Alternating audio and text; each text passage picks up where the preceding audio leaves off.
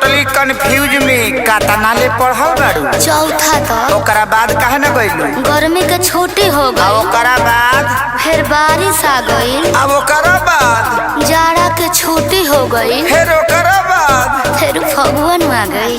फिर ओकरा बाद रे इतना छुट्टी मरनी नु कि पढ़े के आदत छूट गई। बैगन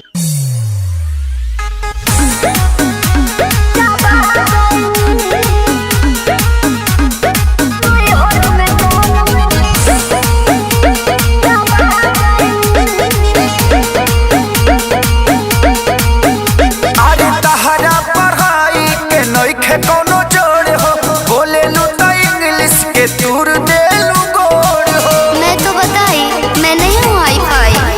अरे तहरा पढ़ाई के नइखे कोनो जोड़ हो बोले लू तो इंग्लिश के तूर दे लू गोड़ हो। का चाहतनी जी ऐसन भाषा से हम पगला गईनी।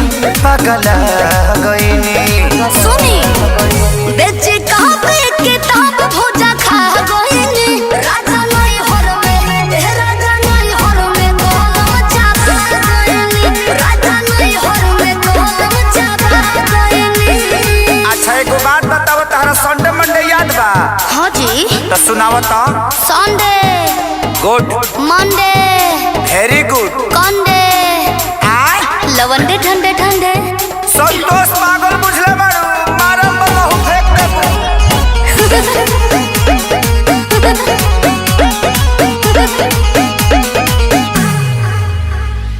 अनपढ़ के तू ताला कहलू एजेंसी रह तू पढ़ल होई ते आशा में वैकेंसी।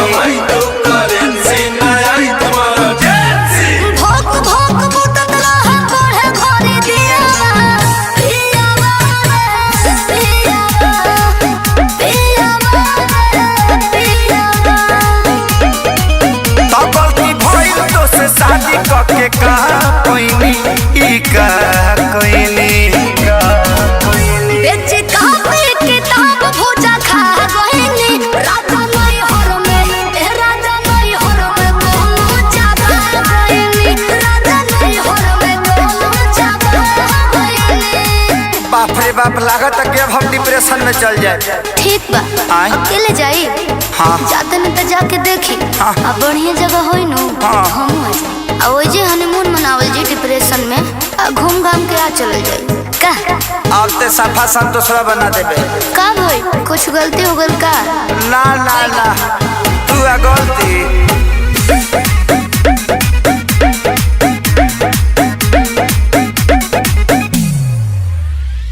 चढ़ली जवानी तहर पूरा बझोल हो, खत्म इतिहास पूरा गोल बाबू गोल हो। चढ़ल बाड़ा जौना पे डूबावा तारा नैया सोइया हो सोइया। अरे लड़े कोइया। कहे अखिलेश खेसारी हम खा गईनी हो खा गईनी। बेचे कापे किताब भोजा खा गईनी। राजा नहीं हर में राजा नहीं हर में गोलम चापा गईनी। राजा नहीं हर में गोलम चापा गईनी। लास्ट में तरह से को सवाल पूछे ना जी। ई बताओ कि लिंग क तरह के होला? 3 तरह के। कौन कौन? स्त्रीलिंग यस पुल्लिंग बिल्कुल यस। अडरलिंग। हाँ अब बुझा गल दुर्गेश नाई बना देवे ते हमके। पूछी